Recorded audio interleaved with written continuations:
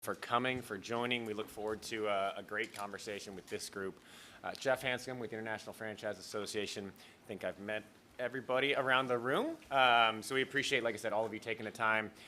We're super excited to be here in the Garden State. Stop number 2 on our Open for Opportunity Tour in 2023, and stop number 10 overall, where we started this campaign last year. So just very excited to be here in New Jersey. We had a great discussion yesterday in Trenton with elected officials, chambers of commerce down there.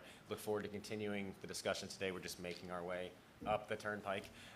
So we're happy to be here, happy to be meeting with all of you, and just excited to allow an open discussion, allow some of the franchisees around the room to tell their stories, and just looking forward to how we can continue the dialogue here in New Jersey and beyond about the good that is franchising, the good that we can do in communities, the good that franchisees do in their communities.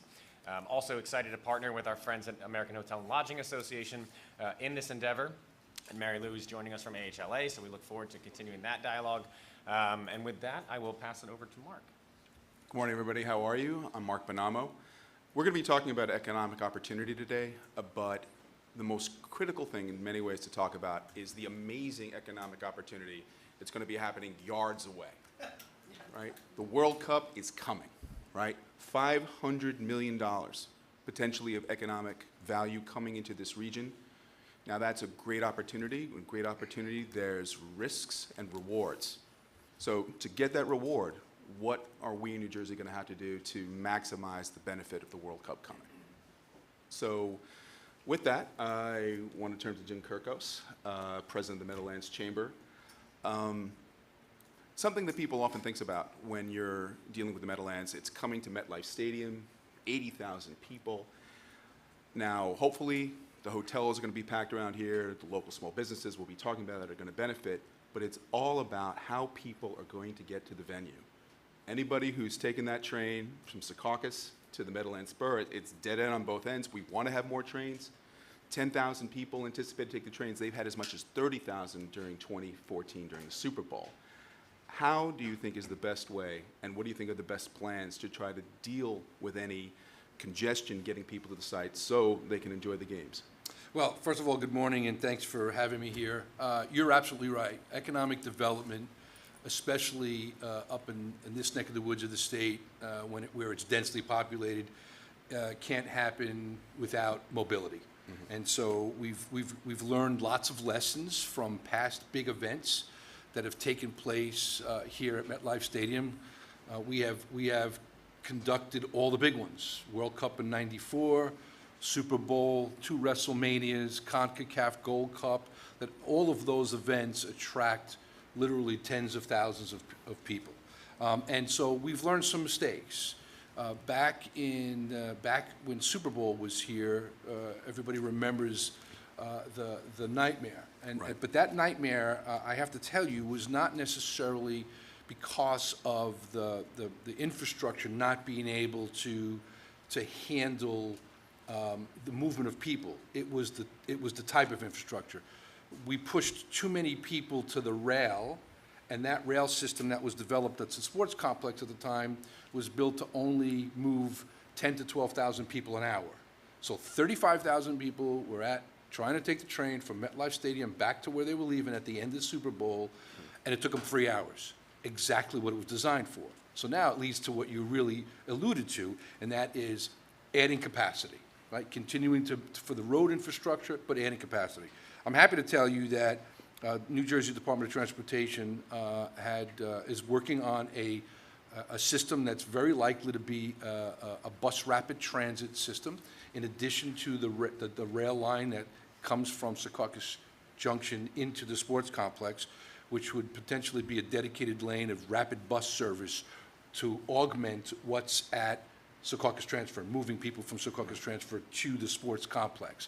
And that's designed, and that should be ready, and is intended to be ready by World Cup.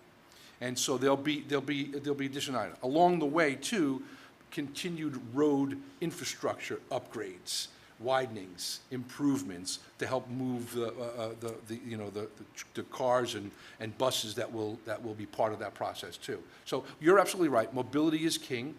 We need to continue to do that. Ultimately, the next step after the bus rapid transit, which is considered a rubber-wheeled option, right, less expensive, we have to extend the train line from Secaucus, from the sports complex back in. It needs to be a loop. Right now, you go from Secaucus Transfer, it loops in, and it backs its way out, and it loops back. There needs to be a continuous loop. And do you think there's the will to do that?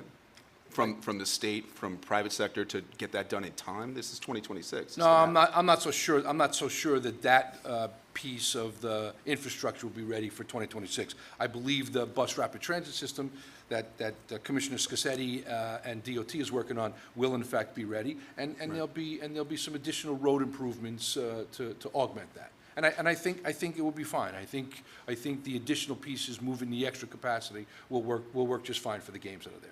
Got it. Go ahead. No, well, a couple of things I forgot at the outset. Just want to remind folks, when you are talking, please push the button in front of you. If it's red, you're good. If it's not, we can't hear you. And also, be remiss if I didn't wish my co-moderator here a happy birthday. Very nice. Still alive. It's a miracle. Right. Okay. And then lastly, I thought it would be good just at the outset if we kind of just went around the room, name and who you're with would be helpful for everyone. So Mary Lou, we'll start with you. Mike, red. As you just told me, I don't follow directions. Mary Lou Halverson, I am with the American Hotel and Lodging Association down in D.C., but I am a lifelong resident of New Jersey, so I'm happy to be here.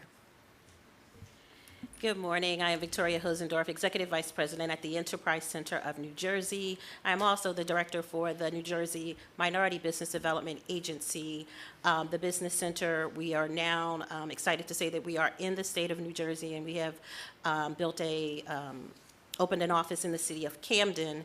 And when I got off the Turnpike, I went to college up in Rutherford, so it's exciting to be back in the neighborhood. And to see all of the exciting things that have just changed since I've been up here back in the 80s. So I'm glad to be here. Hi, everyone. I'm Tom Portese. I'm with MFE Expositions. We are a producer of trade shows. Our group specializes in the franchise industry, including an event coming up at the Meadowlands, June 1, 2, and 3, the International Franchise Expo, which will bring people from 50 states and 120 countries. Hi, everybody. My name is Josh Grinstead. I'm a franchisee. I'm a multi-unit owner of Gym Guys, in-home personal training, field-based fitness. We cover Hudson, Bergen, and Rockland counties in upstate New York. We've been open about 8 years at this point. We've done over almost 90,000 sessions, and we're in a rapidly expanding marketplace for in-home and field-based fitness. Nice to be here. Good morning. My name is Brian Harrison. I'm an owner-operator for McDonald's. I own and operate 7 locations with my mother. My family and I have been in McDonald's for 50 years. We opened the very first McDonald's in New York City, in Harlem, in 1973, right next to the world-famous Apollo Theater. So thank you for having me. Look forward to speaking to you today. Hi, good morning, everybody. Jim Kirkus. I'm the President and CEO here at the Meadowlands Regional Chamber of Commerce. We also operate a convention and visitors bureau called Meadowlands Live, CVB. Part of this facility is a visitor center, and our job is to create an economic climate for businesses to flourish and for us to promote the region as a destination, which is a growing element of the economy here in the Meadowlands. So, welcome. Good morning, Sam Soror, Dunkin' franchisee. Obviously, the first thing I noticed when I came in, and that speaks a lot. So, Dunkin' franchisee in the surrounding area.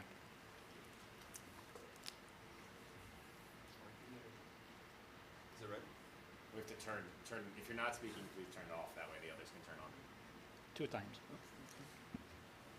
There we go. There we go. Good morning, everyone. Chris Cottrell, owner-operator for McDonald's.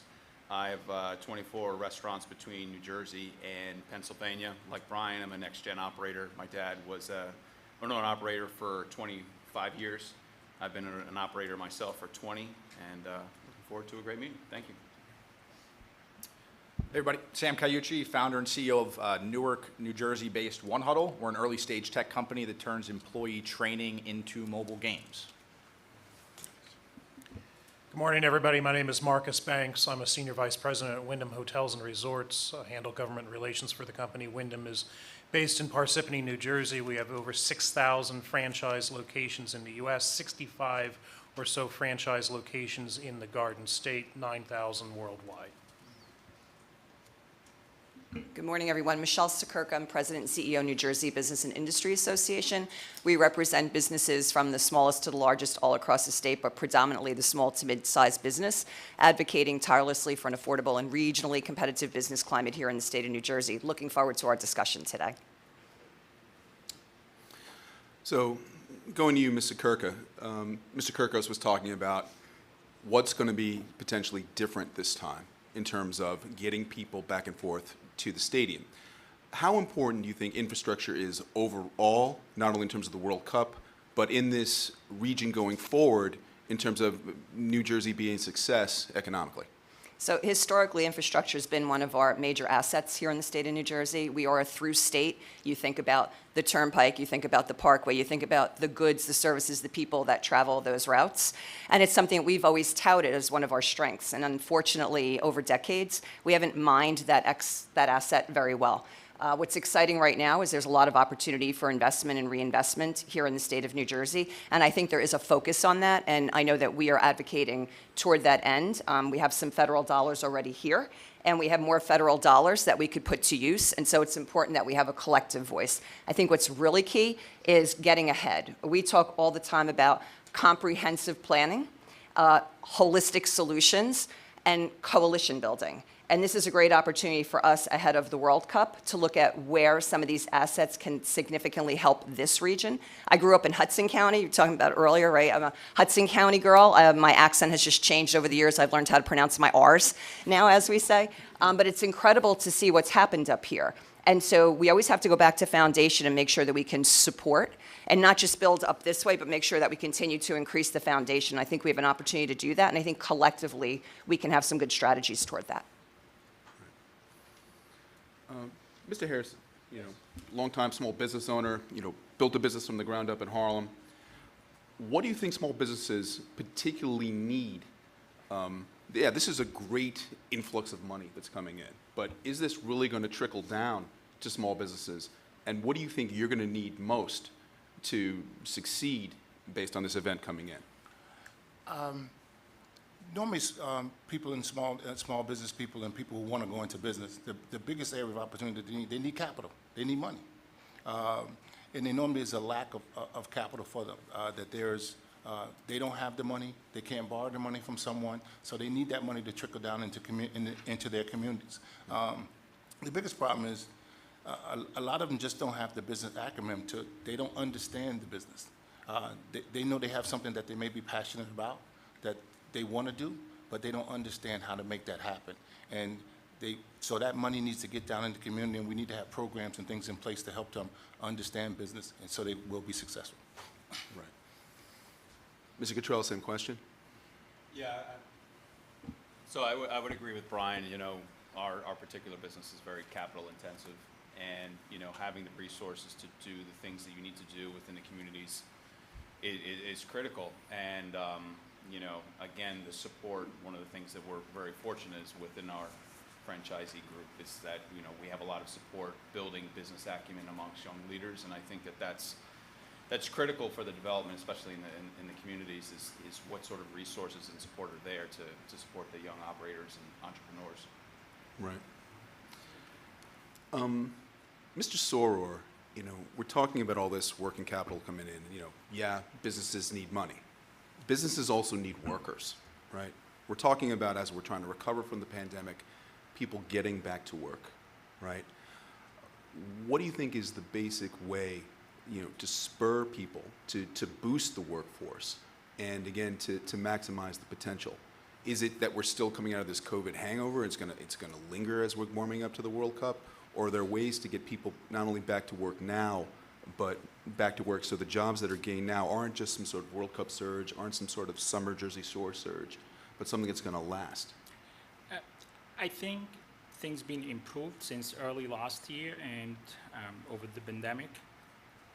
It's still a challenge. I think it may require intervention from the state government to regulate that relationship. For us, a business like Dunkin', we always present value to our customers. And we cannot just continue to increase prices because labor costs us more. I think we need that balance from the government to regulate that relationship between employees and employer. It's still capital. I want to highlight the capital needs. Federal government is working aggressively to slow the economy. Business like us, we still have contractual obligation to continue a need for capital. We have to continue to do certain things because we're part of a national brand. So we're not thinking about growth, we're thinking about meeting our contractual obligation that will require capital as well. And I think that's what needs to be kept in mind. At some point, it's not about growth, it's about just keeping what we have and build on that. Right. What are some of you other around the table people about thinking of getting people back to work coming back from COVID? Is this some sort of, miracle opportunity for us? Or is this just we have to be prepared going forward no matter what to have, workforce back on a regular basis?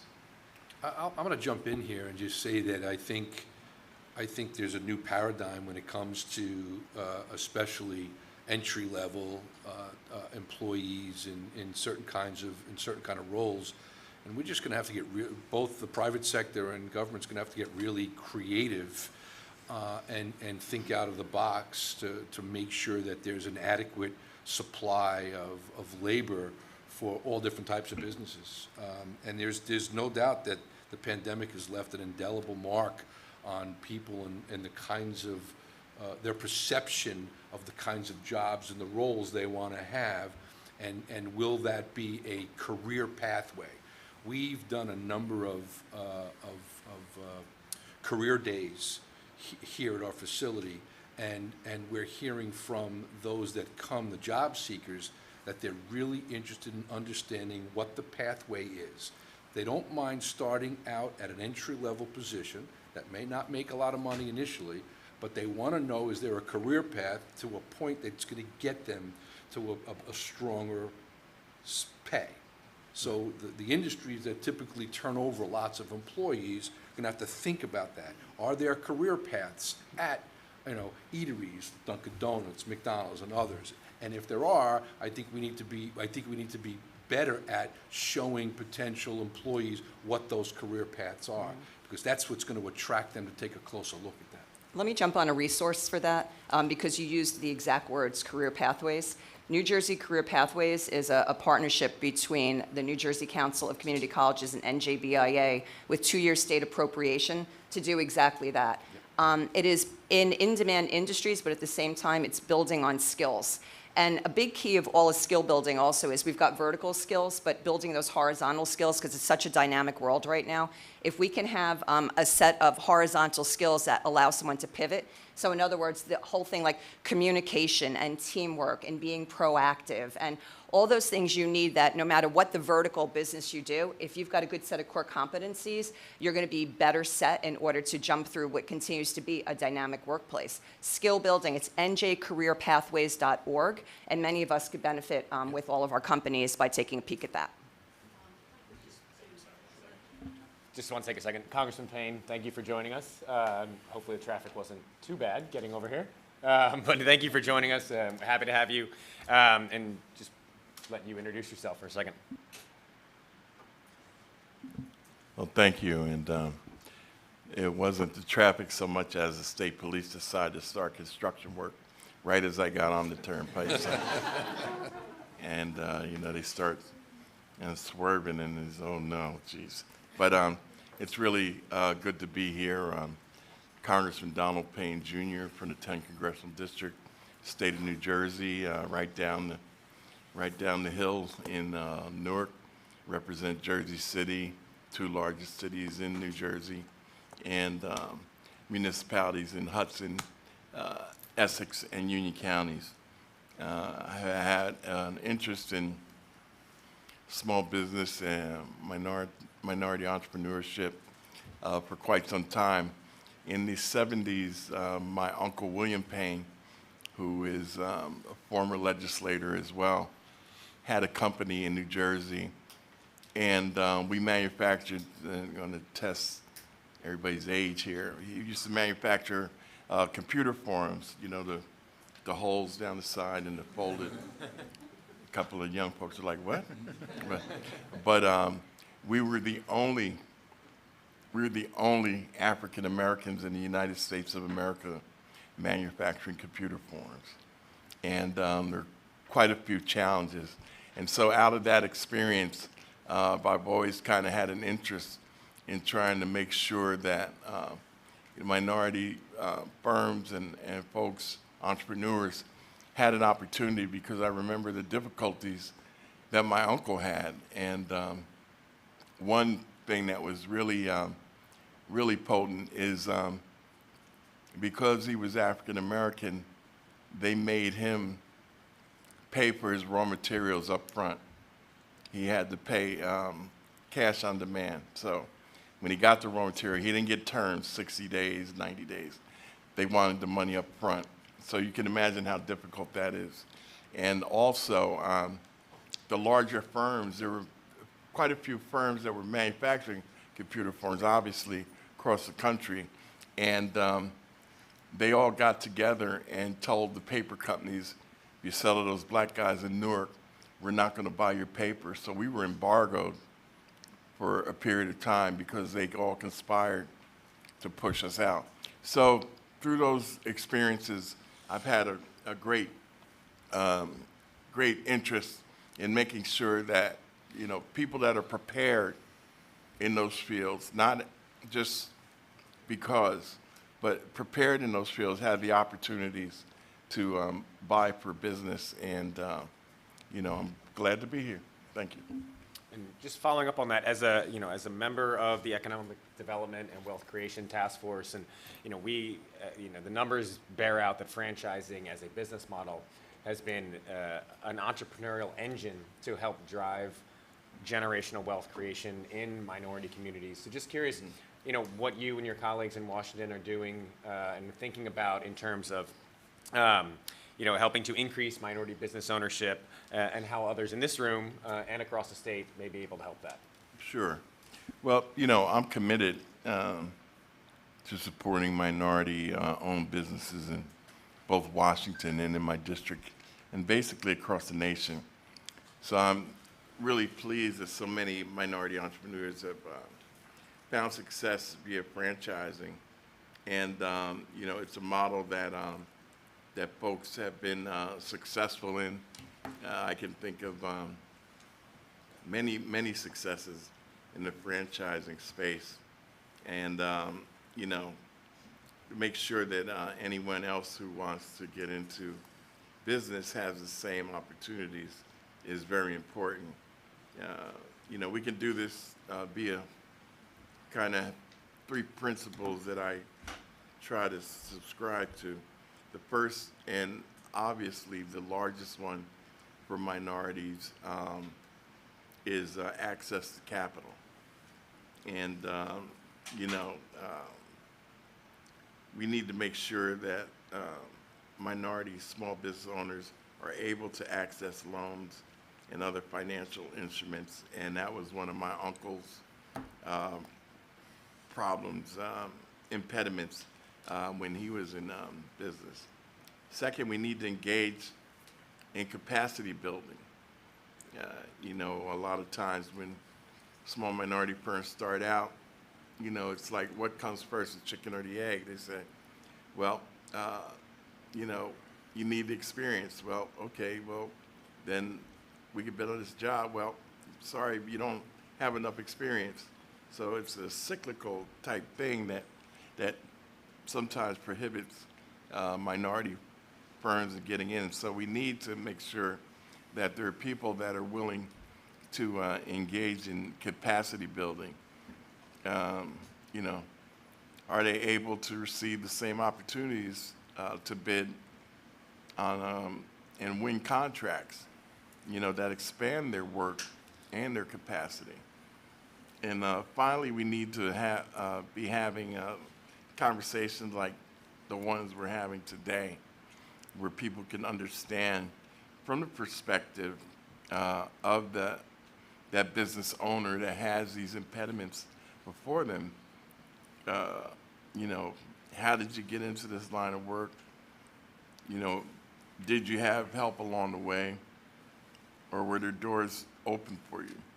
And, you know, how you're making sure that you're doing the same for the next generation of minority business owners. So it's building on top of where my uncle was to where we are today, to looking into the future. And, you know, it's just a matter of equal and fair opportunities, not asking for anything special, but just the ability to compete on the same level, honestly, and diligently for the same business. So those are the type things that you know, I use as my base in order to try to help minority and women and veterans businesses get ahead. So Thank you. I'd love to build on what the Congressman, oh, sorry. Okay. Usually people don't want to hear me. Well, I'd love to build on what the Congressman just mentioned. Franchising provides vast opportunity for underrepresented groups to become owners. And so franchisors such as Wyndham and franchisees that are sitting around this table can help in that endeavor. Wyndham, for instance, and I'm sorry, Congressman, I'm from Wyndham Hotels and Resorts in Parsippany. I think I mentioned that a little bit earlier. We have two programs that we've recently launched, one for Black hotel owners, one for women owners. Our BOLD program, for instance, and BOLD stands for Black Owners and Lodging Developers, it aims to engage more Black entrepreneurs interested in hotel ownership as a path to wealth creation and to help accelerate their path to ownership through networking, through capital opportunities. And we launched this program last year. We're very, very proud of that program. A little bit before, back in 2021, we also launched a program called Women Own the Room. And that was the first ever program by a major hotel company that specifically targeted women's advancement in hotel ownership. So these are just two programs that we as a franchisor have been able to develop to try to attract diverse hotel ownership and to try to help support the endeavors that you just mentioned, sir. And you know, just that we're talking about expanding capacity and growing. And you know, Josh, I know you mentioned when you introduced yourself that you know an expanding market here in New Jersey, in the suburban area here. Walk me through, or in your case, maybe we can run through, you know, your story in franchising. You know, Gym Guys and how that's worked for you. It's a different story. In my career prior to this, I worked in higher education for 20 years, and I went through a couple of rounds of layoffs. And I'm not perfect, but I'm a good professional. I was very good at my job. I reached a high level. And after going through that, I said to myself, okay, well, I'm going to keep hitting this wall, or I'm going to plateau, or I'm going to take the bull by the horns and be in charge of my own career, my own destiny, and my family's livelihood. It's interesting because I heard a couple of guys mention that they came from, their parents were entrepreneurs, even in the same business. And I bet you there's a lot of that around here. It's something that you learn from the people that you're around. And as the Congressman mentioned, if you're not exposed to that, then you might not either have the awareness of how you can do it, that you can do it, or the requisite skill set. So I think that's a part of it. My father was an entrepreneur. My grandfather, they were in the trades. You don't want me to do anything related to a trade, but I found something that was eerily similar to the professional experience I had coming into this higher education. Actually, the structure of it is very similar to running a gym, or in my case, field-based fitness. And my dad used to run his business from the kitchen table. And so as I'm launching the business, I find myself in the same thing. So after kind of hitting that professional wall and going through that, I took it on the chin, started my business in my 40s. I went into franchising because I didn't have a $1 million idea. And I wanted to invest in something that I knew that I could drive and make succeed. And I looked at a lot of different opportunities, and I came across the Gym Guys brand because it is field-based, a relatively low barrier of entry, and I knew I could make it work. And also it's social driven. You really are making a difference. Healthcare and people's awareness of preventative medicine, which we obviously think exercise is on the uptrend, and is certainly something that's got a good promising future for all that we do. I want to add one thing, if I can, about the employment aspect of it, because when we talk about working with underserved communities, the employment opportunities that are provided by franchises are really, really strong. How many kids have gotten a scholarship going through McDonald's, or finance their ways doing through that? So being able to provide employment opportunities to people that might come from communities of color or underserved communities, whatever, is an important way to help us all lift society as well. Mr. Grinstead, thank you. Mr. Grinstead was just talking about building businesses, but part of that process is training. I was wondering if it's Mr. Cauchi, is that right? Cauchi. I'm Bonamo, I should do that better, right? Yeah. But tell me about what your company has done in terms of training and how critical training is going forward in terms of building business in the area. Sure. So, I mean, we're a tech company. We started up with the concept that training is pretty tough. Videos, manuals, modules, all that stuff, and outcomes aren't necessarily very crystal clear. Today, 91% of corporate learning is done the old-fashioned way. Only 87% of what you learn in a workshop you remember after 30 days. Only 1% of corporate training in America is mobile first. So when we talk about infrastructure, I think the biggest infrastructure is people, and how we create a space where every worker can compete and have a chance. And I think that's one of the things in the franchising model. It creates a very clear opportunity for every worker from every corner of the organization. Again, if you look at, and I've learned a lot. I chair the tech task force in the city of Newark. Been on the Newark Workforce Board for 2 years, and I think one of the things that's blown me away is how opportunity. There's this talk about skill gaps today, but you can't have a skill gap unless you give everybody the same learning opportunities. And it comes back to this inside of this model in franchising, that so many small franchisees would never invest in building out training, programming, not just for communication training like Michelle talked about, or interview training, but also for DEI, beyond compliance training, which is 93% of all U.S. training goes into check the box stuff, not skill building. So inside of this model where you empower small businesses to be able to deliver access to education, which is really a currency. We talk about access to capital. I mean, knowledge is a currency for workers today. 2 in 3 workers don't have a college degree. So again, in this model, what excites me most is that we're providing opportunities for frontline workers to be able to own what they learn and take it to the next job, because, everybody ready for Gen Alpha? Children today are Gen Alpha, so we're at the back of the alphabet, back to the top. They're going to carry 33 jobs in a lifetime, according to Gallup. So again, we need to be really great at continuous learning and development, and I think that as I think about opportunity and what the franchising model does, it creates, you have a franchisor every day thinking about how do we empower our frontline Zs to be successful, and that's what we need for opportunity. Right. Just to follow up too, your business is Newark-based, yep. Right? We've been talking about infrastructure. All roads, all trains lead to Newark.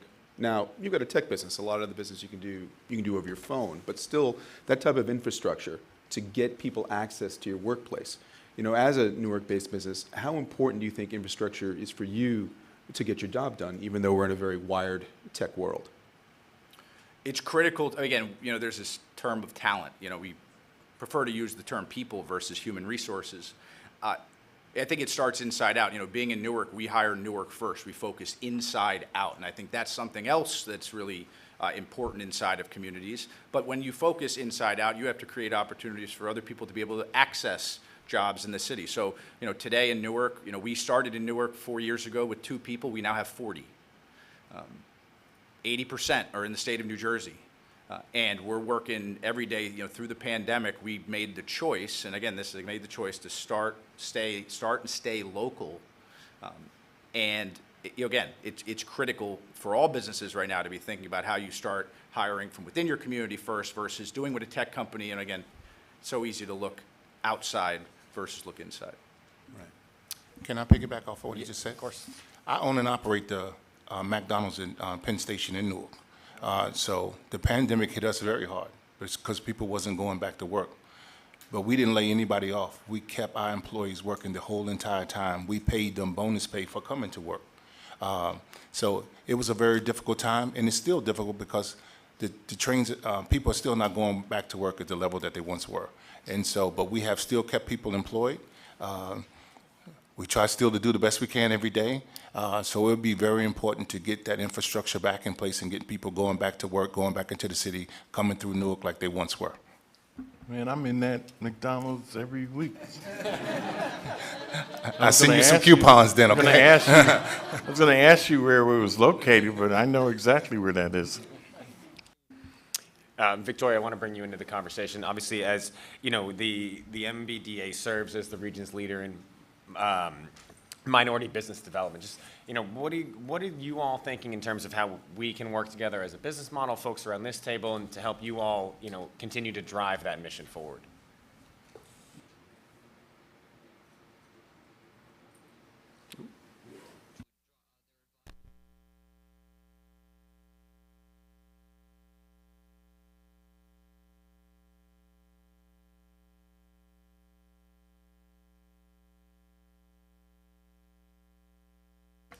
Allow us.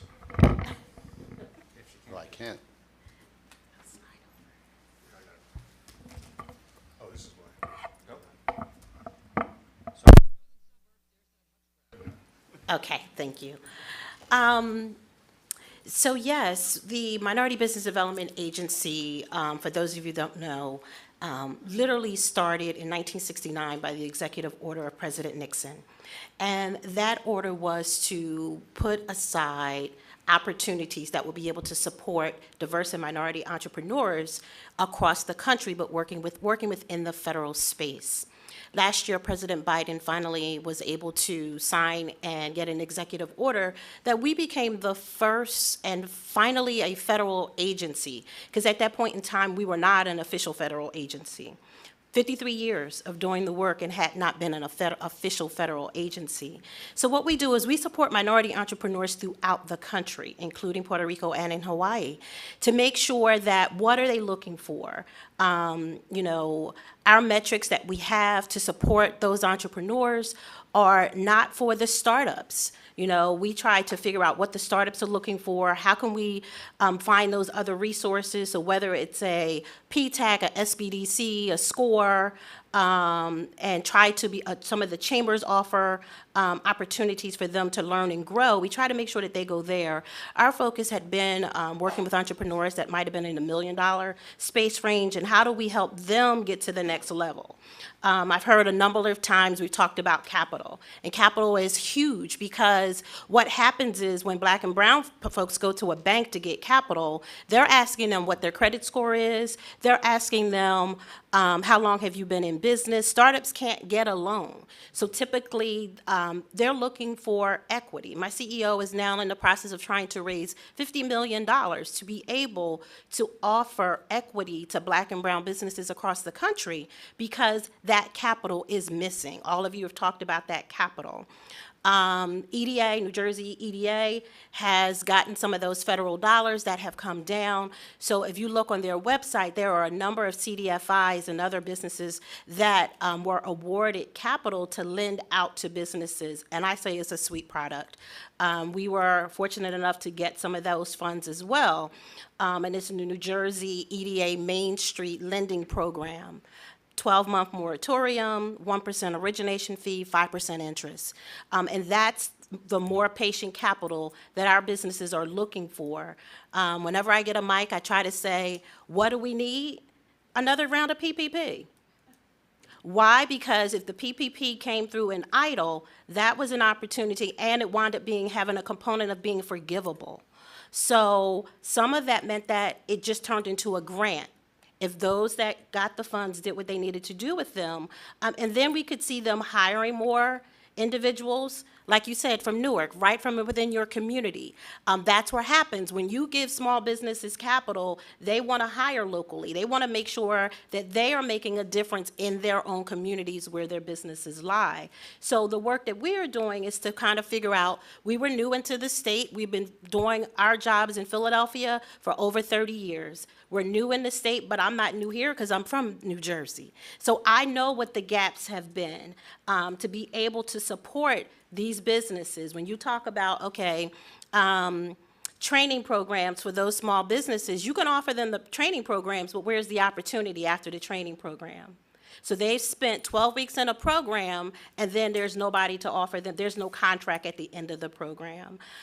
So some of the, those in the construction space, you can see like now there's bonding education programs. Congressman Payne and I will be doing a program next week, and we're excited to talk about the infrastructure. I heard you talking about the rails that are coming through. Hopefully Congressman Payne will talk about the Hudson Tunnel project and what we're doing to kind of make sure that those opportunities are available to those businesses so that they can be able to succeed and grow. But that's what we're looking to do. How do we find the gap? Who are the right players to fill the gap? And how do we make sure that capital and opportunities are available for them when they get through and ready for those opportunities? Yep, Mark, excuse me. But, you know, I just want to commend Victoria for the work that she's doing. I was one of the major forces behind pushing for us to finally get a New Jersey minority business. So I'm glad to see that it finally came to fruition, but you know, I think you're doing a wonderful job. I mean, I couldn't believe that there wasn't one in New Jersey for all this time. So I'm very proud that I was able to play a part in that. And you know, to the point, Mark, about hiring local and in Newark, prior to me going to Congress, I was a member of the Newark City Council. I was the president of the City Council. And, you know, we continue to have the old excuse, well, you know, nobody's qualified or nobody's prepared for the jobs. So I really got tired of this, and Mark, who used to hound me at City Hall in his former life, knows that we had 2 hotels that were being proposed in Newark. And what I did was work with the city, Essex County College, and we created a curriculum at Essex County College around hospitality. So when those 2 hotels opened, they wouldn't say, well, there's nobody, sorry, there's no one in town that has the skills. No, we trained about 70 to 80 people. I'm in the front of the room, in the back, behind the door. So everything from concierge to housekeeping, and we were very proud of doing that. And that's what has to happen, identifying, you know, the type of business that you're in, so we can make sure that there are people there for when you want to expand that have some of the knowledge but can move into that area productively. So, FYI, I live in Newark. I live in Congressman Payne's district. I cover Newark, and it's my birthday. So Congressman Payne, let me hound you again, right? Wonderful. Congressman, President Biden, you know, he's been very much a force in terms of getting the infrastructure bill passed. But now again, when we're going to need people getting back and forth, whether it's the Transitway Plan, hopefully through New Jersey Transit, is it the job of the New Jersey Federal Congressional Delegation to essentially lean on the state, to lean on NJ Transit, to have better service in place so we're ready when the deluge of people and hopefully money comes? Absolutely. And it's no mistake that every member of the New Jersey delegation from North Jersey to Cape May tries to get on transportation. We have a fairly robust delegation. Myself, Rob Menendez, Prior to him, Albio Series, Mr. Kane now has joined Transportation Infrastructure, and Mr. Van Drew is on it. So we have 4 out of the 12 members of the delegation focused on transportation infrastructure. And in my move to get into leadership, transportation infrastructure was really my goal, and it took me a little while to convince Ms. Pelosi I should be part of that committee, but I finally got there. And what happened was I became the chairman of Railroads, Pipelines, and Hazardous Material, so I could shepherd the Gateway project through. So right now I'm the highest ranking member on that subcommittee, and I actually was able to secure the first funds for the Portal North Bridge back in I guess 18 or 19, which is the first part of the Gateway project, a bridge in Hackensack that is over 120 years old.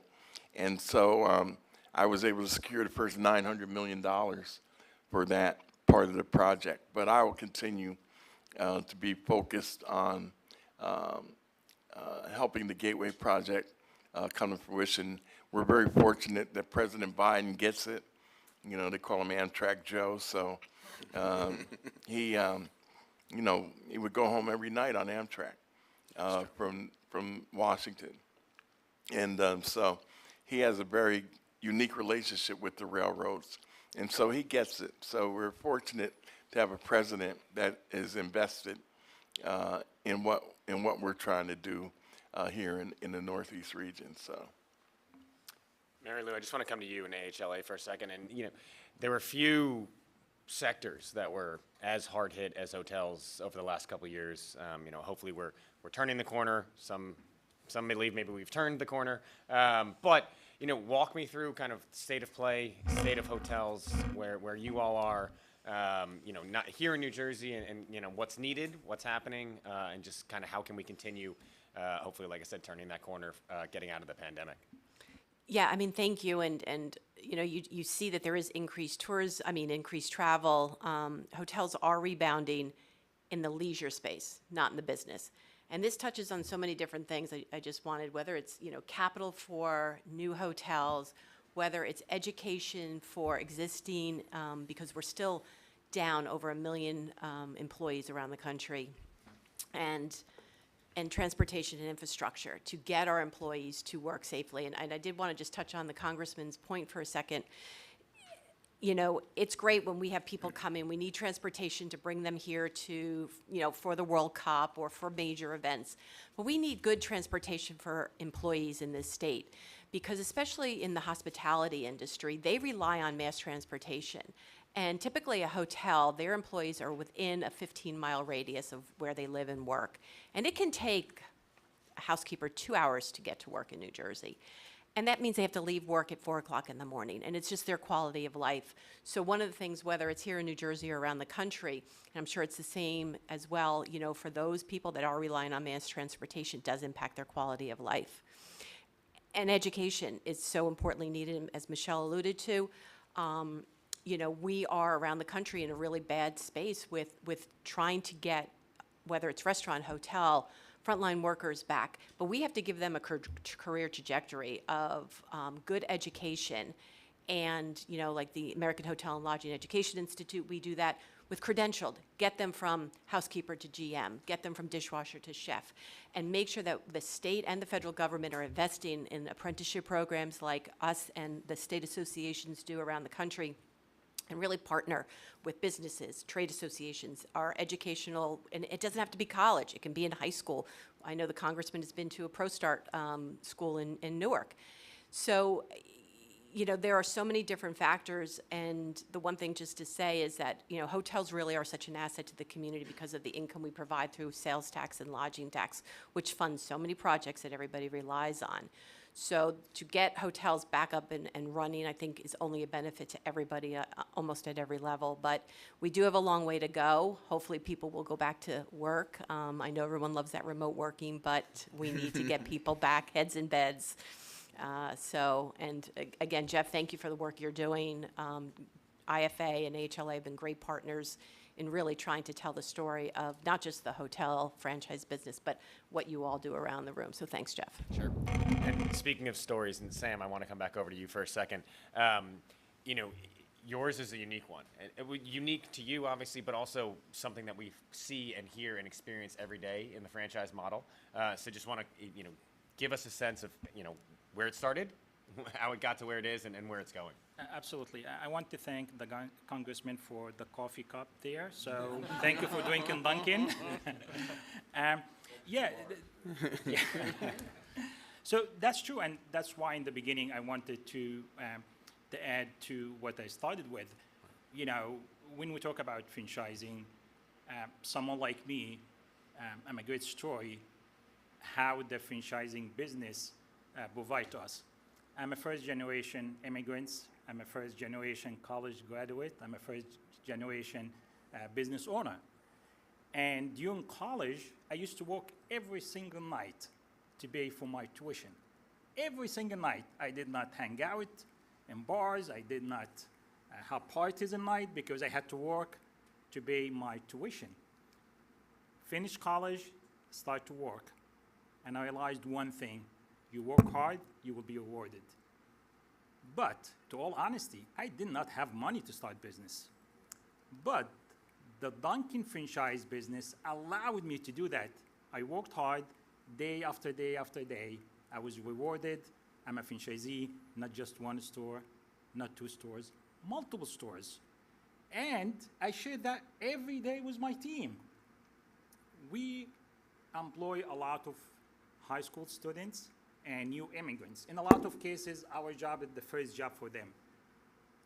And we teach them, you work hard, you will be rewarded. And these two things quickly I want to share about Dunkin' as franchisor and how it helped us, and I'll be very honest here. When the world shut down in 2020, and literally for us, for me, the world shut down. I didn't know what to do. I didn't know what will happen. And I thought I'm losing everything. I was afraid the bank will take my cars, my house. It is that bad it was. A few days later, we had a conference call with the brand leadership. They shared with us two things. I will never forget that because that dictated everything they did and everything we did after that. They said to us, we got you back.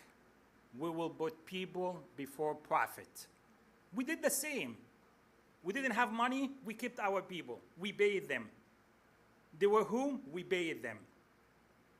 And the support we had since up to that day is just unbelievable. Every time I go with my kids' store, the mall, and I see half of the stores closed, I say, I'm still open because of the support I had. Being part of a great brand, it is not just the help day to day. It helps us. We have a lot of young employees. We train them how they can be part of the community. We have foundation. We have a childhood foundation for the brand. The way we do it, it teaches them how they can give back to the community. The young, the 15, 16, 17 years old, the immigrants, they haven't worked anywhere before. They work for us. They become part of what we do in regards to the foundation. They go back and they give back to the community in different ways. It can be as simple as donating their time to the food bank. But with no doubt, franchising and being part of Dunkin' as a franchisee, it's been blessing. I would never do what I did. I would never achieve what I achieved. I sit every day and I say, I would never do this without a support of such brand. One last thing, we have people from the government here. The stimulus helped us a lot. I don't care what everybody else says. If it's not for the stimulus, a lot of us will not be here today too. thank you for the opportunity. Sure. Thank you, Sam. I'd just move the conversation from donuts to burgers here for a second. And, Chris, bring you back in. As a second generation owner, I know McDonald's is in your blood. It's part of your family's fabric. And obviously franchising as a model, McDonald's has, allowed you, I think your father opened the first one in the 60s, and now you as a second generation owner operator. Just kind of walk me through franchising and what it's meant to you as your family, and how you can see other entrepreneurs using the business model to help launch their journey as well. Yeah, so I joined McDonald's actually officially in 1994, but I had been working with my dad throughout high school before he was an operator. And I more or less grew up in the McDonald's in Patterson and Passaic, New Jersey, Jersey City. Joined him when he became an operator in 1994. Was in the Next Gen program with Brian right here. My first McDonald's I purchased was actually in Clinton Avenue in Newark, so I have 2 restaurants in Newark. And, I would say one of the biggest benefits, especially here locally, is the focus on generational franchising with McDonald's. Amongst the operators, the 80 operators that are in the New York area, the entire leadership that's built up in the company is all next-gen operators. So Brian, myself, we're all next-gen operators, and I think McDonald's really is very strategic in that manner, that they really leverage that structure because they know, okay, we have generational sort of knowledge and builds the business acumen. I think that, it's a strength of our business, and similar to what Sam was saying, during the pandemic, the support that McDonald's gave us, they said something, I still remember the call, we had a similar call, which was McDonald's saying, we're not gonna let anyone fail. Like, that was it. And, I had just purchased out the restaurants for my father actually 5 months before the pandemic. So I'm sitting on a mountain of debt and, and all of a sudden, bam. And, it was a learning experience, but I would say being part of McDonald's is what truly made the difference, because I know a lot of small businesses failed. A lot of businesses failed. And if it was not for the network that we exist in, it would not have been that way. And it's a strength of McDonald's to have this next gen structure and having people like Brian to work along with. We being operators in Newark and those areas, I think is it's critical that we work as a family. One of the benefits that we have is we're very embedded in the community, and when the community needs us, we're there. We had there was the water crisis in Newark. Brian picks up the phone, we're going to donate 1,000 cases of water, done. Food bank, donating turkeys. We're always there, we're part of the community, and I think it's another benefit of our network. Yeah.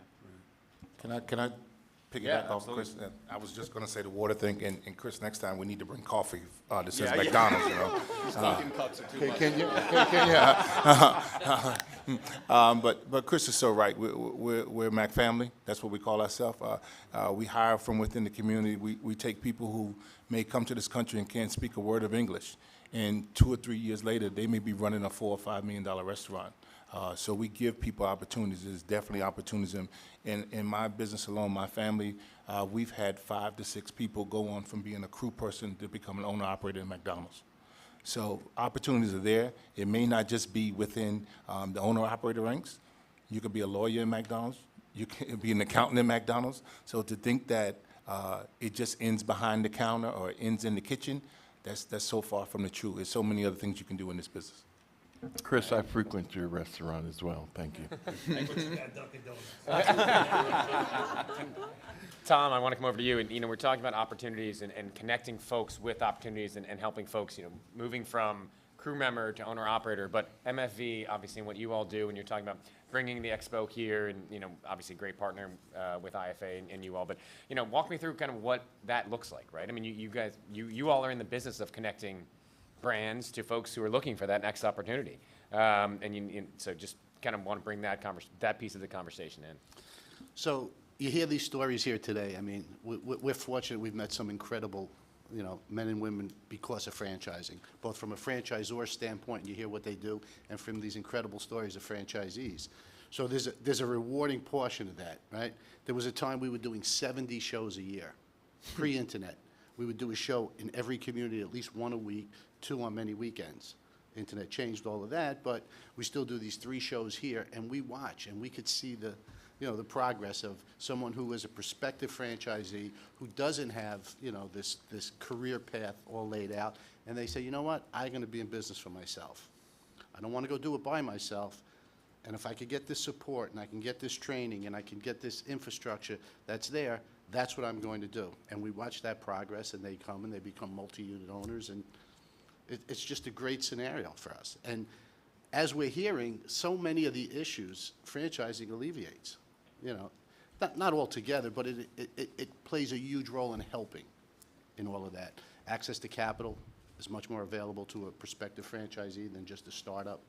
Career paths. So putting and connecting franchisors with prospective franchisees really starts the process of this whole plan. So we're delighted to be part of that. And IFA has been a tremendous partner, and not only with those events, but things like this. It's just, it's so important. Jeff, can I follow up on that? Yeah, of course. You know, we're here obviously advocating for franchising, and I remember when I was exploring doing this, I looked at everything from buying an existing business, launching something unique, and of course buying a franchise, and you hear all kinds of things said. You're buying a job. No, you're not. Just to dispel that for the camera. No, you're not. You're investing into an existing business model that you are responsible and accountable for opening and making succeed, and you have expectations that you have to meet. But it's largely, you know, autonomous for the most part. I guess that depends on the franchise, but in general, you know, you're responsible for your own day-to-day stuff. But the value that it brings is that, you know, volume buying, you know, an existing infrastructure of what success looks like, that you don't have to reinvent the wheel. You have, you know, a lot of savings that you get with working with other vendors, and IFA is great for doing that because they could help connect franchisors with other partners that service franchisees that you as a franchisee get to benefit from at less than you would probably pay to have them service you on your own. So it really does add a lot of value for that. And again, just speaking to what we do for the communities, obviously ownership is a great way out for you know, people that are new to our country, women, veterans, you know, minorities, people of color, people from you know, lower economic zones and so on. And it's a great supportive infrastructure to help do that, as well as provide employment opportunities from, you know, people from all across, you know, the spectrum. So it's been good to me, and I'm going to be good to it. Can I jump in for a minute? So I want to echo hearing these stories today, and we hear them every day. We have a saying at BIA: great businesses make great communities. That last dollar you make, you're putting back in your workforce and your community. We see it, we hear it every day. New Jersey is a high-cost state. We're a high-mandate state, right? We need to continue to tell these stories. We need to personalize the business owner. At BIA, we've made 2023 the year of the business owner. Jeff, we were talking about, right? We have to get these stories out because as our policymakers are in Trenton, you're the boots on the ground, right? Jim and I come out into the boots on the ground to hear and tell your story because we want to relay this back to Trenton to say, look at what they do. And when they don't have the $1 extra to put into their company, their workforce, their community, that's a loss that's bigger than you see. That dollar's not going in your pocket to profit. People before profit, community before profit. We hear this each and every day. And so we will continue to do our best as the boots on the ground to tell your stories when we have the opportunity to have one of these in Trenton to do that. And we need you and your faces and your stories publicly to help us to do that. So we look forward to partnering with all of you. You are extraordinary for what you do for your communities, and I just want to thank you for that. You know, I'm going to jump in if I can, because Michelle hit something that I've been thinking about while we're here. You know, the long-term success of a business owner starts with, Mark, a word that you brought up earlier, and that's business acumen. And we find, I find through our Small Business Council, a committee that we have here, that while there is a great desire for new entrepreneurs to be in their own business, many of them don't have a clue what it's like to be in business, right? And we find ourselves spending a lot of time on helping to understand what it takes to be an entrepreneur, to understand that work ethic, that hard work that goes into it, because you just can't sit on the couch and make $100,000 a year. Well, maybe some people can, but that's not typically the case. But my point is, I think there's an opportunity for partnerships here, for organizations like NJBIA, the Chamber, other business organizations around the state to work with franchisees and the Franchise Association about building that business acumen, right? Because if the congressman is successful with having capital programs available to entrepreneurs and business owners, that doesn't necessarily ensure success, right? The business acumen, they have to be able to know what they're going to do with that capital and be better at managing and running their businesses, and they have to have that idea, they have to have a better idea. And so maybe that's something for us to just planting a seed, maybe that's something for us to think about, how we can partner in the future to help ensure that success or a higher success rate of people going into business by building on that business acumen. And sometimes that's just not what they learn in college. And Victoria, I went to that college back then with you, so I'm surprised we didn't see each other back then. But I see that, you know, what you learn, the practical experience of entrepreneurship and owning a business is not necessarily something you learn in school. Right? And so I think there's an opportunity there for us to grow and help. Mm-hmm. I do want to jump in real quick. Along with business acumen, though, you need financial acumen. Okay. So understanding what a financial statement is, Yep. understanding that, you know, making sure that your business is registered, your taxes are being paid, and everything that goes along with it. Some businesses need to be certified. What does that certification look like? Should you be DBE veteran certified, minority or woman certified? There are a number of other things that go in to support that. But one of the other things I will say for all of you that are successful franchise owners is to also think about how you are investing your dollars and who are you spending your dollars and cents with. And it needs to be with other small business owners and not with big box organizations and make them more profitable. But how do you now make sure that your janitorial supplies and your janitorial services are being done by a small or diverse firm? Your office supplies. So I heard Brian talk about lawyers and things like that. You know, there are other things besides the front of the house of a restaurant or a hotel. What are those other services? And then can you be strategic and think about what is your diversity spend?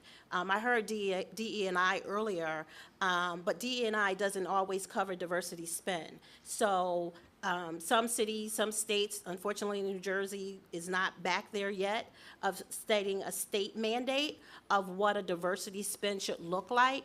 But if you're making, think about 1% is going to a diversity spend, and you know what your annual numbers are. How are you making sure that you can increase that number to maybe get it to 30, 40% diversity spend? And that's within not only hiring within your workforce, but also all of those other services that you outsource to. How do you make sure that you're thinking about how do I include another small business to help them grow too, just as well as you've grown? I just touch on one thing. You know, it seems that there's a shortage of the products and services that small businesses, you know, supply for the most part. And as you said, Mark, the World Cup is tomorrow for all intents and purposes. So to gear up between now and then to have these products and services that the small businesses, franchising has to be the answer. It's the way to jumpstart that. Right. So, you know, going around the room today, there have been a lot of stories. There's been the story of infrastructure, getting people back and forth between New York and New Jersey with the hope that they stick around for a while, right? Getting people, you know, via train, via the transitway to the stadium so they can enjoy the matches. And individual stories about, you know, success, building a business, overcoming challenges as a minority business, you know, realizing the American dream as an immigrant. But there's also, and, you know, and the COVID comeback, we're all experiencing that, but there's also one overarching story here, and this is the World Cup and beyond. Yeah, this is the New York and New Jersey World Cup, but New Jersey, you know, we got a little bit of a complex with New York, right? We're always the underdog. You know, I go to Mr. Kirka first. How, both in this case and beyond, how do we compete with and beat New York? I'm not competitive at all. So, you know, it's so funny because I always laugh, and my husband gets so upset coming to Giant Stadium, and then there's New York, and the picture New York. I'm like, you're in New Jersey, okay? We have to do a better job of telling our own story. We need to invest in our assets from a visibility campaign. We need to highlight the assets. We should be showing pictures of American Dream and the stadium. We should be showing pictures of the Meadowlands and beyond in Jersey City and the capital in this region and everywhere where the games are going to be played on this side of the river, right? And we should have a campaign and make sure that we then tie that back into our communities for what our communities are offering during that time for opportunity, excitement, for dynamism in the communities, et cetera. We need to do a better job of telling the story. Jim does a great job of telling the Meadowlands story. He really does. He needs the rest of us to echo that, and we need to get our tourism dollars, some of those tourism dollars focused on this initiative going forward. So again, yes, it's tomorrow, but we do have some time to think a little comprehensively about a campaign, about a theme. I am all about themes. People get sick of my themes, right? But it's true, viral messaging matters. Right? And coming up with that nice message that we can just viral message the heck out of, social media, all our airways, earned media, billboards, whatever it takes, I think we all need to buy in and make sure we do it and we keep the energy on this side of the river. And speaking of New Jersey, and you know, obviously we're getting close to the end here, so we're going to go around the room, and Marcus, we'll start with you as obviously with a New Jersey-based franchise brand in Wyndham, and just, you know, if everyone can leave with your, you know, closing 30 seconds, and you know, go from there. I think it's very important. What we learned today was that there needs to be more education. There needs to be greater collaboration. There's already great collaboration between franchisors and franchisees. We're very proud, as I'm sure the McDonald's franchisees and the Dunkin' franchisees are, of the support they got from their franchisors. We as a franchisor are very proud of the support we provided our franchisees during COVID and beyond. But I think it's very important, again, that we continue to educate, we continue to make sure folks understand the benefits of franchising. We need the support of our local, state, and federal legislators. Thank you, Congressman, for your support to, again, continue to advance and promote the franchise model. It has so much power behind it, not for just the franchisor, but for individual franchise owners, for the communities that they serve, for the employees that they hire and build careers for. It is so paramount for the success of our local and state communities that we need to continue to get the message out. You know, I think a lot of the discussions about the future of work today as well. And there's a quote somewhere, somebody said it, I won't quote them, I don't know who it is. They said, you can tell a lot about a society, but based on how it treats its most vulnerable. I think you can tell a lot about a business community based on how it treats every worker inside of its workforce. And, you know, at One Huddle, we work with organizations from the Air Force to Madison Square Garden to so many big franchise brands. And I think what has inspired me inside of the franchising community is how everybody attacks education. It's a core of what they do. And creating access is, you know, you got skin in the game if you're a franchisor. Everybody has to succeed. And that's my hope for the future of work, and my hope for franchising is that this is where, you know, beyond the World Cup, like, this is the game beyond that game that can be won. So thank you for the opportunity to be here today. I'm a very proud McDonald's franchisor, and I think the one message I would want everyone to know about being a McDonald's franchisor, specifically here in New Jersey, is just the strength of our people, but the strength of diversity that we have within our organizations. 24 restaurants, 23 of them are you know, English is not their first language. You know, it's literally watching people searching for the American dream, you know, coming from, you know, meager places and giving people the opportunity, and I think that part of that's education, part of that's, you know, empowering people, but you know, I'm a very proud owner-operator, and I think that, you know, in New Jersey, you know, access to education and really sort of creating an environment for people to grow, I think that that's the key to our business, and it will be for the future. Thank you for the opportunity to be here today. I think what we learned the last few years during COVID, that collective effort pays off.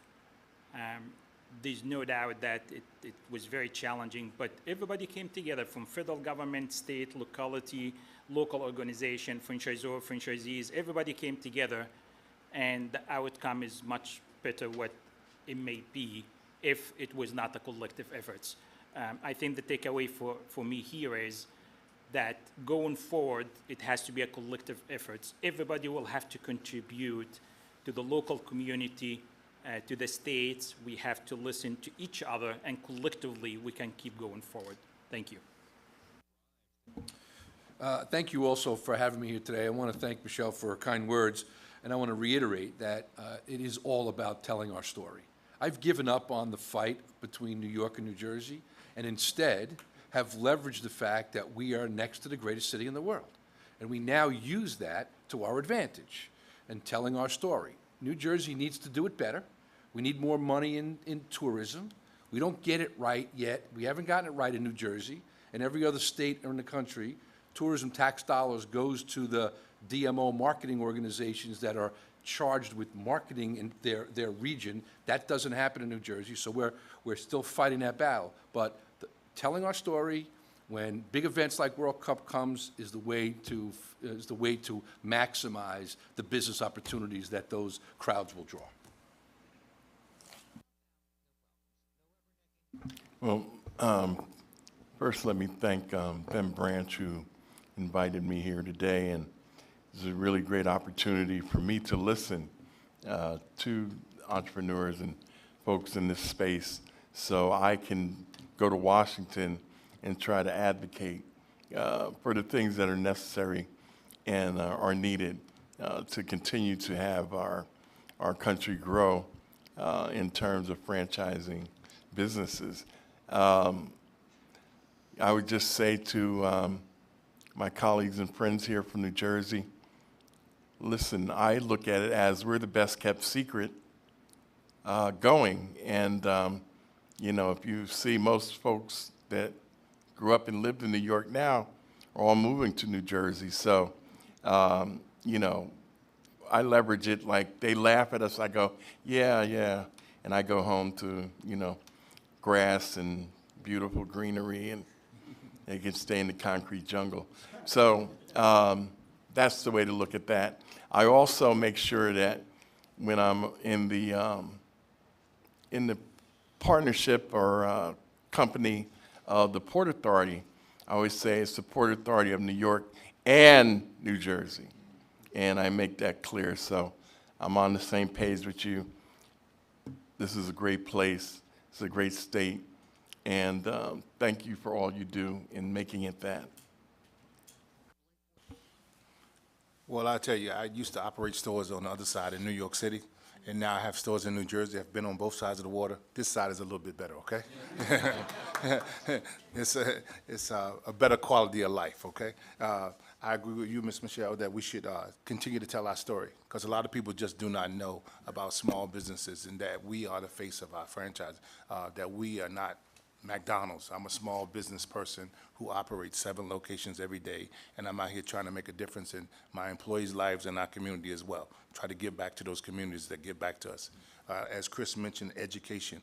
We try to do so much for our employees as far as education is concerned, making sure that whether it's English is their second language, making sure that they get their high school diploma, giving them scholarships to go to college, our Archways and Opportunity Program, things like that. That's what makes us so proud of being McDonald's owner-operator. So thank you for having me today, and I appreciate being here. Thank you.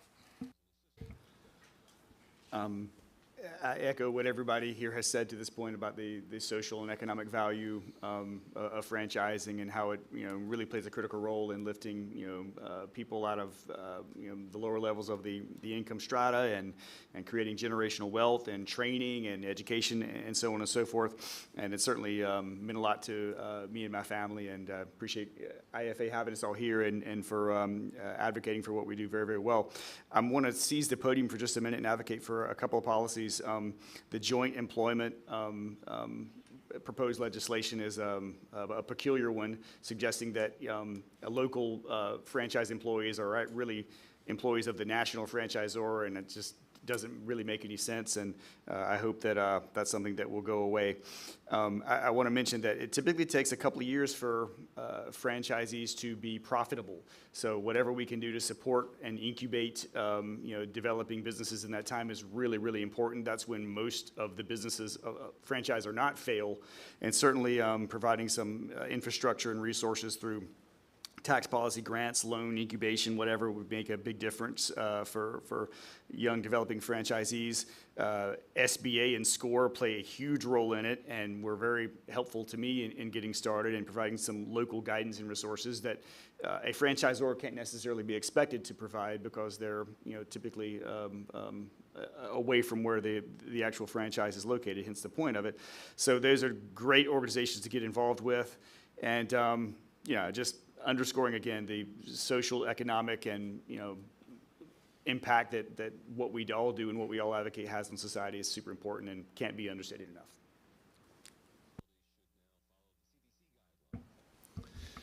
First of all, I'd like to thank IFA. Jeff and Eric, you guys do a super job, and this is really important. So, and really just touch on what Michelle said.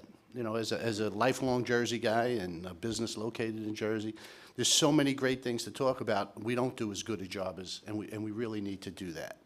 So a couple of years ago we had a seminar at the event in New York, and it was Why New Jersey, Why Now? And I'd invite you guys to do the same, get together as organizations and do that, explain that, because it is such a great state. I definitely want to thank you also for allowing me to come and share today. This has been great. Prior to coming up here, I mentioned to our staff that I was coming and would be on this panel today, and then my email started blowing up. Okay, I got businesses that want to be franchised, but they don't know what to do. I said, not a problem. I will come back with some valuable information to be able to share with those individuals that are looking to start franchise, and they didn't know what they want to do. So it might be a McDonald's, it might be a Dunkin', or it could be any of your other businesses. So definitely want to capture that information before I leave today. And another thing I heard, training. And one of the things is there's not enough training for those startup businesses. What does that look like? Some years ago, we used to do a program called Launchpad Weekend. And we're going after some funding, and I talked to my CEO yesterday. I said, I'm revitalizing that program and bringing it back. Intense 3-day program. You start in on Friday night. By Sunday, if you want to be an entrepreneur. We take you through 8 core curriculums from your financing, marketing, legal, and we dive into helping those individuals say, okay, before you leave your 9 to 5, because most of the time my phone rings after they leave their 9 to 5, I probably get at least 20 messages a week of individuals say, I found you online. And I'm like, oh, that means you don't know, you're trying to figure it out. But most of them have left their 9 to 5, which is the money they need to fund that business. So how do I catch you before you walk away from your 9 to 5? How do I make sure you completely understand in a short, quick weekend what it looks like? And then how do we continue to partner? So definitely I am here to be able to partner with all of your organizations, and I look forward to moving forward, and thank you for having me. Yeah, and thank you to everyone around the room. Jim, thank you for hosting us here. Mark, happy birthday. Thank you for co-moderating this with me. This has been a great conversation. We've had a great couple days here in the Garden State. Someone who spent the last 2 nights in franchised hotels here in New Jersey, had plenty of Dunkin' Donuts the last 2 days. I am looking forward to a burger and fries on my drive home here in a couple minutes, and then we'll inevitably need a workout. So thank you guys very much. We look forward to continuing the conversation. Thanks, guys.